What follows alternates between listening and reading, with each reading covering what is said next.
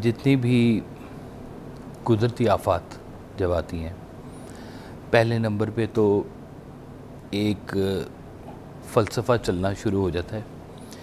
کہ ہم لوگوں کے گناہ بڑے ہیں اور ہم لوگ اس وقت جو ہے نا وہ اللہ کی طرف سے کسی آفت میں آ گئے ہیں، یا ہم پہ جو ہے وہ اللہ کی طرف سے یہ آزمائش ہے، یا ہم بہت گنہگار ہیں تب ہمارے ساتھ ایسے ہو رہا ہے۔ اس طرح سے کچھ باتیں شروع ہو جاتی ہیں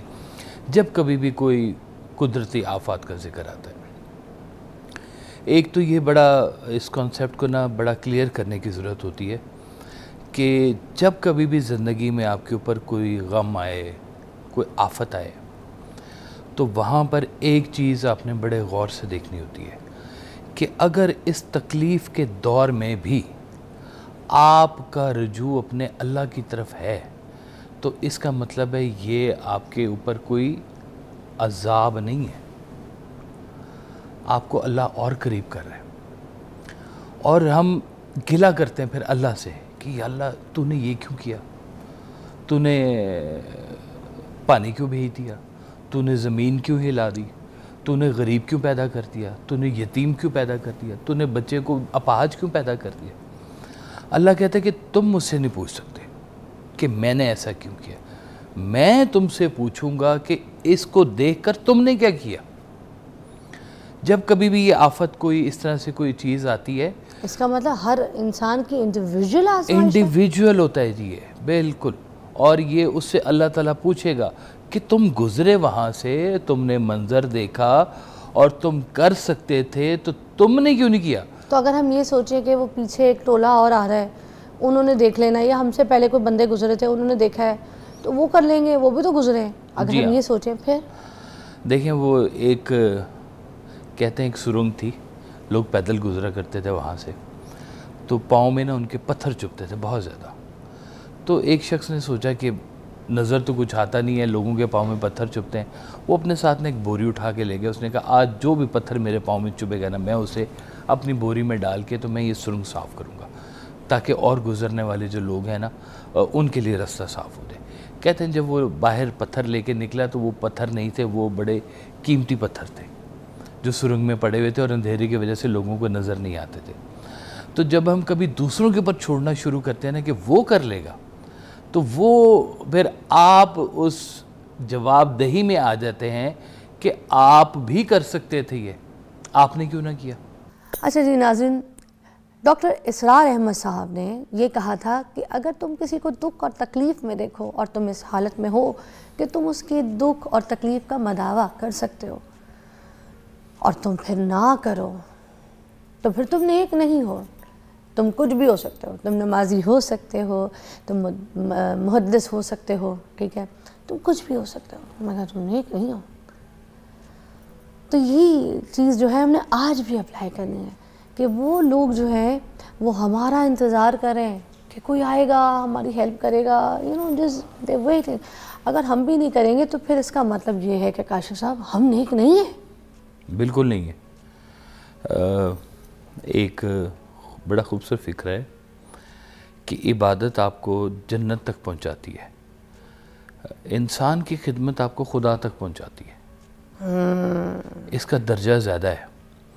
اور اگر آپ مالی طور پر یا فزیکلی کسی کی مدد کر سکتے ہیں اور آپ وہ نہیں کر رہے اور کہتے ہیں میں تو نمازیں پڑھ رہا ہوں، میں دعا کر رہا ہوں جو ان کے لیے، تو یقین کریں کہ آپ کی یہ وہ نمازیں ہوں گی جو آپ کے منہ پہ ماری جائیں گی، کہ آپ دعا کے علاوہ فزیکلی جا کے مدد کر سکتے ہیں۔ سرکار دو عالم صلی اللہ علیہ وسلم کی حدیث مبارکہ ہے کہ میں 1 مہینہ مسجد نبوی میں اعتکاف پر بیٹھوں، اس سے بہتر ہے کہ میں کسی کی جا کے تکلیف دور کر دوں۔ واہ واہ واہ، 1 مہینہ مسجد نبوی میں اعتکاف پہ بیٹھوں، اب کسی کی تکلیف دور کرنا اس پوری عبادت سے زیادہ افضل ہے۔ میں یہاں پر چاہوں گی آپ وہ واقعہ بھی کوٹ کریں جب حضرت خدیجہ نے اپنا سارا مال، اپنی دولت، اپنی سارا کچھ ان کے قدموں میں رکھ دیا تھا نبی پاک صلی اللہ علیہ وسلم کے، وہ کیا وجہ تھی، کیوں رکھ دیا تھا اور کیوں وہ فکر میں تھے، کیوں پریشان تھے، کیوں بیمار ہو رہے تھے؟ لوگوں کی فکر کی وجہ سے نا، جی ہاں جی، لوگوں کی فکر کی وجہ سے، کیونکہ لوگوں کی وہ مدد نہیں کر پا رہے تھے، وہ جن لوگوں کو تکلیفوں میں دیکھتے تھے ان کے لیے کچھ کر نہیں پا رہے تھے، اسی لیے تو یہ جذبات جو ہمارے نبی کا تھا جی، وہ کہتے ہیں درد دل کے واسطے پیدا کیا انسان کو، ورنہ طاعت کے لیے کچھ کم نہ تھے کر وہ بیان. یہ تو ہمارا انسان ہونا ہی نہیں ہے اگر احساس نہیں ہے. ہم میں اور جانور میں اگر کوئی چیز فرق ہے نا تو وہ شاید شعور ہے، اور شعور اس لیے ہے کہ احساس ہے اس کے ساتھ میں جڑا ہوا ہمارا.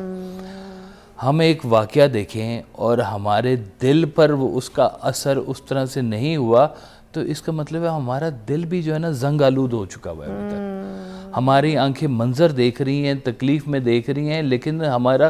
دل نہیں ہل رہا اندر سے. کاشف صاحب، میں نے کئی جگہ یہ مثال کوٹ کی، آج پھر دل کر رہا کروں کہ جیسے کہتے ہیں نا مچھلی میں سے بدبو اس لیے آتی ہے کیونکہ وہ اپنی نسل کھاتی ہے، اور انسان میں سے بدبو اس لیے آتی ہے کیونکہ وہ منافق ہوتا ہے، تب اس کے اندر سے بدبو آتی ہے. تو ہم منافقت کی جو ہے نا اس بستی میں اپنے آپ کو بسا کے بیٹھ گئے. ہم اپنے آپ کو دیکھتے ہیں، ہم اتنے منافق ہیں، اپنی چیز بچاتے ہیں. ہم کیسے کھیپی کر سکتے ہیں، ہم اپنا یہ کیسے بچا سکتے ہیں، ہم کیسے مال اپنا اکٹھا کر کے سائڈ پہ ہو سکتے ہیں. ہماری جیب سے کوئی بھائی جب آپ کما رہے ہیں، آپ سب ایسے ہیں، آپ سب کچھ ہیں، سامنے والے کی دیکھ کے کبوتر کی طرح آنکھ بند کرتے ہیں، یا پھر کوئی مدد کا درکار ہوتا ہے نا اور اس کے بارے میں پتہ چل جائے اس کے حالات ماڑے ہیں، اس کو تکلیف ہے یا کوئی اس کے بالکل ہی ٹینشن میں، تو آپ اس کے سائڈ سے ایسے گزرنے کی کوشش کریں گے جیسے اس کو دیکھا تک پڑ جائے ہمیں، ہاں مدد نہ کرنی پڑے، آواز نہ دیتے ہی ہمیں. صحیح بات ہے. وہ بابا بلے شاہ صاحب کا ایک شعر ہے کہ پھلاں دا تو عطر بنا او دے وچوں کٹ دریا، پھر او دے وچ تو رج کے نا مچھیاں وانگو تیریاں پا، پھر بھی تیری بو نہیں مکنی جا کے اپنی میں مکا. یعنی کہ عطر کا سمندر نکال کے، دریا نکال کے اس میں نہا بھی لے گا نا تب بھی اس کے اندر سے وہ جب تک میں نہیں نہ ختم ہوگی تب تک اس کے اندر سے وہ سمیل نہیں ختم ہوگی. اس کی اتنی گندی سمیل ہے میں کی. تو یہ انسان اگر صرف میں ہی کے لیے پیدا ہوا ہے تو پھر تو ضرورت ہی کیا تھی. اچھا، جب ہم نے اس دنیا سے جانا ہے تو خالی ہاتھ جانا ہے. جی، یہ ہاتھ دونوں، یہ والا بھی اور یہ والا بھی خالی ہے نا. ہمارے تو کچھ بھی نہیں ہمارے ساتھ جا رہا ہے، بھلے ہم نے جتنا کچھ کمایا سب کچھ کیا، پھر کس بات کی اکڑ ہے؟ پھر سامنے والے کی دیکھ کے بھی اگر مدد نہ کریں، ہم اٹھے نہ، کھڑے نہ ہوں، ہم یہ نہ، اچھا ہم کھڑے ہوں ساتھ بلکہ ہمارے ارد گرد کے جو لوگ ہیں ان کو بھی بٹھا کے سمجھایا جائے کہ یار ادھر آؤ، یار یہ بندہ مشکل میں، یار ادھر آؤ، اس جگہ تکلیف ہے، یار ادھر آؤ، اس محلے میں یار بڑا مسئلہ ہو گیا ہے، یار ادھر پائپ ڈلوا دیں، ادھر پائپ پانی کا مسئلہ ہے، لوگوں کو آرام سے پانی ملے. کوئی بھی ایسی چھوٹی چھوٹی حرکت بھی نہیں کرتے ہم اٹھ کے گورنمنٹ کرے گی، گورنمنٹ کرے گی، گورنمنٹ کرے گی. گورنمنٹ تو لوگوں کی ہوتی ہے، اگر لوگ ہی بے حس ہیں تو پھر گورنمنٹ نے بھی بے حس ہی ہونا ہے، یقین کریں.